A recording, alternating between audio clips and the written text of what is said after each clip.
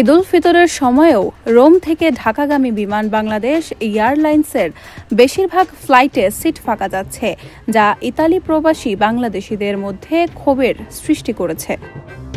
Rome Dhaka রুটে নিয়মিত ৭০% seat ফাঁকা থাকছে, যদিও দেশে ফেরার জন্য প্রবাসীদের চাহিদা ব্যাপক। গত বছরের ২৬শে মার্চ ফ্লাইট চালু হওয়ার পর বিমান বাংলাদেশ এয়ারলাইন্স প্রাথমিকভাবে কম ভাড়ার প্যাকেজে যাত্রী আকর্ষণ করতে সক্ষম হলেও বর্তমানে সিট ফাঁকা যাওয়ার কারণ নিয়ে প্রশ্ন উঠেছে। যাত্রীদের অভিযোগ, তারা ঈদের সময় দেশে ফিরে আসতে চাইলেও ইকোনমিক ক্লাসের টিকিট পাওয়া যাচ্ছে না, এমনকি পাওয়া গেলেও অন্যান্য এয়ারলাইন্সের তুলনায় বিমানের ভাড়া অতিরিক্ত বেশি।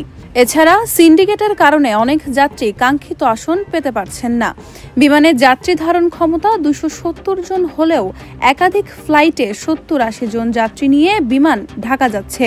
এর পাশাপাশি বিমানের নতুন লাগেজ নিয়ম এবং বারবার ফ্লাইট বিলম্ব হওয়ার সমস্যাও যাত্রীদের ভোগান্তি বাড়াচ্ছে। তারা আরও বলেন, সরকারের হস্তক্ষেপ ও কঠোর নিয়মকানুন বাস্তবায়নের ফলে সৌদি আরবের বিভিন্ন গন্তব্যে বিমানের টিকিট ভাড়া ৭৫% কমলেও ইতালির দিকে ভিন্ন। অসম্ভব ধরনের ঊর্ধ্বগতি প্রাইস হয়ে যায় ঈদের আগে। এটা যাতে কিভাবে সমাধান করা যায়, আমরা বলবো না একেবারেই কমায় আনতে, কিন্তু রিজনেবল একটা প্রাইস যাতে আমরা প্রবাসীরা যাতে আমাদের পরিবারের সাথে দেশে গিয়ে ঈদ করতে পারি, এই জিনিসটা এনশিওর করা। তাহলে আমি মনে করি সত্যিকার এই প্রবাসীদের একটি মনের আশা পূরণ হবে। ৭ বছর পরে যে বাংলাদেশ এয়ারলাইন্সটা যে আবার রুটে রানিং হইলো, তারপর দেখা যাচ্ছে ঠিক সেই আওয়ামী লীগের দোসররাই আবার সেই মানে তারা এজেন্টের দ্বারা এই বিমান এয়ারলাইন্সটাকে আবার সেই কক্ষিত করে রাখছে। এটা বিমানের কর্মকর্তারা যদি এটার সাথে জড়িত না থাকে, তাহলে কিন্তু যে আওয়ামী যে দোসররা যে তারা যে এজেন্সির মাধ্যমে যে বিমান এয়ারলাইন্সটাকে কক্ষিত করে রাখছে, সেটা তো আমার মনে হয় না বিমান এয়ারলাইন্সের কর্মকর্তা ছাড়া এই জিনিসটা করতে পারে তারা। তো এই ব্যাপারে দেখেন, আবার বর্তমান যারা এই বাংলাদেশ এয়ারলাইন্সের যারা ঊর্ধ্বতন কর্মকর্তা এবং যারা বিমান এয়ারলাইন্সের সংশ্লিষ্ট কর্তৃপক্ষের কাছে আমরা প্রবাসীরা এই আবেদনটি করব যে আপনারা বাংলাদেশ এয়ারলাইন্সটাকে বাঁচান। বিশেষ করে রোমের ট্রাভেল এজেন্সি ও বাংলাদেশ কমিউনিটির সঙ্গে বিমানের নতুন কান্ট্রি ম্যানেজার সমন্বয়হীনতার কারণে বিমানের টিকিট বিক্রি দিন দিন শূন্যের কোঠায় নেমে যাচ্ছে, এমন অভিযোগ করেছেন এজেন্সির মালিকরা।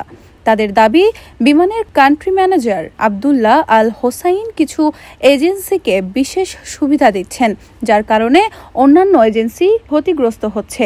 এই বিষয়টি নিয়ে ট্রাভেল এজেন্সির মালিকরা ক্ষোভ প্রকাশ করছেন। ইতালিতে বিমান বাংলাদেশ এয়ারলাইন্সের প্রতি প্রথম দিকে যাত্রীদের বিশেষ আগ্রহ থাকলেও এখন তা প্রায় নিম্নমুখী। এর কারণ হচ্ছে টিকিটের আকাশ ছোঁয়া মূল্য। বিশেষ করে রিটার্ন ফ্লাইটে সিট না পাওয়ার কারণে টিকিটের মূল্য সাধারণ যাত্রীদের প্রায় হাতের নাগালের বাহিরে। অপরদিকে যাত্রীদের অভিযোগ, রোম থেকে প্রায় প্রতিটি ফ্লাইটে মাত্র ১/৪ যাত্রী নিয়ে ঢাকার উদ্দেশ্যে রওনা করছে। তাই বিমান বাংলাদেশ এয়ারলাইন্স কর্তৃপক্ষের কাছে বিশেষ আবেদন, অতি সত্বর বিমানের টিকিট মূল্য কমিয়ে এনে যাত্রীদেরকে বিমানমুখী করা হোক, যাতে করে বিমান বাংলাদেশ এয়ারলাইন্স একটি লাভজনক প্রতিষ্ঠানে পরিণত হয়। ঈদকে সামনে রেখে দেশে ফিরতে ইচ্ছুক প্রবাসী বাংলাদেশিরা জানাচ্ছেন, আমরা টিকিটের জন্য দেশে ফিরে যেতে পারি না, এবং অন্যদিকে বিমানের কান্ট্রি ম্যানেজার ঈদ করতে দেশে গিয়েছেন। তারা সংশ্লিষ্ট কর্তৃপক্ষের কাছে এই কান্ট্রি ম্যানেজারের বিরুদ্ধে দ্রুত পদক্ষেপ গ্রহণের আহ্বান জানান। বিমান ম্যানেজার আমাদের সাথে, কান্ট্রি ম্যানেজার আমাদের সাথে কোনোদিন যোগাযোগ করা হয় নাই। ইতিমধ্যে অন্যান্য আমাদের কিছু ট্রাভেল ভাইরা যোগাযোগ করছে, উনি আমাদের যোগাযোগে সাড়া দেন না। গত কিছুদিন আগে উনি ২-৩টি এজেন্সিকে ডেকে সেখানে তাদেরকে পুরস্কৃত করা হয়েছে। তা আমি মনে করি বিমান টিকিট কি শুধু ২-৩টা ইটালিতে এজেন্সি বিক্রি করে, না এখানে শত শত যেসব বাঙালি এজেন্সি গুলো আছে তারা টিকিট বিক্রি করে। তা আমার কথা হলো, এখানে যখন ট্রাভেল এজেন্সি গুলো বিমান টিকিট বিক্রি করে, সবাইকে ডাকা উচিত ছিল। আমি মনে করি এটা বৈষম্য হয়েছে। এটা কেন হয়েছে, এটার আমরা জবাব চাই। বাংলাদেশ বিমানে কোনো সেল নাই, টিকিটের প্রাইস বেশি থাকার কারণে দেখা যায় যে অন্যান্য বিমানগুলোর হচ্ছে প্রাইস কম থাকার কারণে ওগুলাতে মোটামুটি সেল হয়।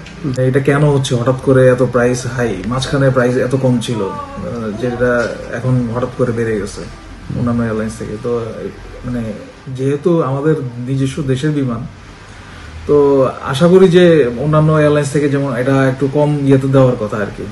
আবার এখন দেখা গেছে যে বাংলাদেশ বিমানে আবার আরেকটা জিনিস যেটা দেখলাম, এখন ব্যাগেজও দেখলাম যে কমাই দিচ্ছে তারা। এ বিষয়ে বিমানের কান্ট্রি ম্যানেজার আব্দুল্লাহ আল হোসাইন ঢাকা থেকে টেলিফোনে জানান, এখন অফ পিক সিজন, তাই সিট ফাঁকা যাচ্ছে। সব এজেন্সির সাথে যোগাযোগ করা আমার পক্ষে সম্ভব না। তিনি আরও বলেন, কারা আপনাকে এই তথ্য দিয়েছে তাদের নামগুলো আমাকে দেবেন, এই বলে তিনি ফোন কেটে দেন। সিজনালিটির কথা আমি মনে হয় I cannot make you understand. আপনি যে সময়টার কথা বলছেন, আমি বলছি যখন আপনি দেখবেন যে সিটের দাম বেশি, আমি সেইটার কথা বলছি, আমি কালকের কথা বলছি না। আমি তো মার্চ মাসের কথা আপনাকে বললামই। This is of peak season. আপনি এই সিজনে আপনি যাওয়ার সিট সবচেয়ে লোয়েস্ট ক্লাসে আছে। আপনি যে কোনো ট্রাভেল এজেন্সিতে গিয়ে আপনি ওয়ান ওয়ে টিকিট দিতে পারেন সর্বোচ্চ কম মূল্যে আসতে, সমস্যা নেই। বা যখনই আপনি ঈদের ফিরে আসবেন, ব্যাক করবেন, তখনকার ক্লাসটা তো হাই হবে, কারণ ঈদের পরে আসতেছেন না আপনি। তো ঈদের পরেরটা হলো সর্বোচ্চ ক্লাস, আর এখান থেকে হবে লোয়ার ক্লাস। এর আগে ফেব্রুয়ারি মাসে কান্ট্রি ম্যানেজার আব্দুল্লাহ আল হোসাইন বিরুদ্ধে আওয়ামী সিন্ডিকেটের 2 এজেন্সির বেস্ট সেলার হিসেবে পুরস্কৃত করার অভিযোগও রয়েছে। নাম প্রকাশ না করার শর্তে বিমানের এক কর্মকর্তা জানিয়েছেন, তারা কম ভাড়ার প্যাকেজ সফলতা পেয়েছেন। তবে সিন্ডিকেটের কারণে অনেক যাত্রী সুবিধা পাচ্ছেন না।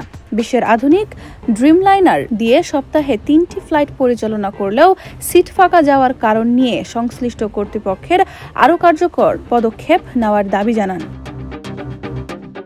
ইতালি প্রবাসীরা বিষয়টি নিয়ে গভীর উদ্বেগ প্রকাশ করছেন। তারা মনে করেন, ঈদের আগে বিমানের সিট ফাঁকা যাওয়ার সমস্যার দ্রুত সমাধান প্রয়োজন। একই সাথে সরকারের হস্তক্ষেপ ও কঠোর নিয়মকানুন বাস্তবায়নের মাধ্যমে তাদের সঠিক সেবা পাওয়ার সুযোগ দেওয়া উচিত। অবশেষে বিমানের সিট ফাঁকা যাওয়ার কারণগুলোর প্রতি নজর দেওয়া এবং প্রবাসীদের সমস্যা সমাধানে দ্রুত পদক্ষেপ গ্রহণ করার জন্য সংশ্লিষ্ট কর্তৃপক্ষের প্রতি আহ্বান জানাচ্ছেন তারা।